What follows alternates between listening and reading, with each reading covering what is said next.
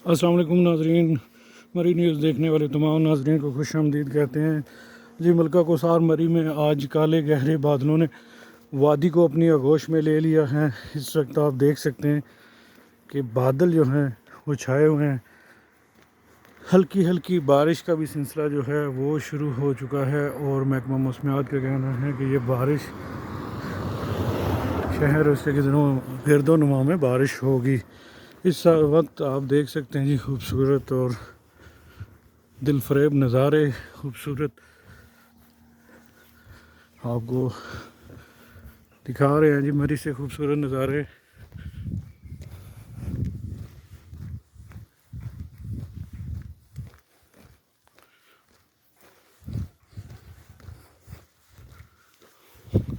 हल्की हल्की जो है, जो बूंदा बांदी है उसका सिलसिला भी शुरू हो चुका है। बिल्कुल हल्की है।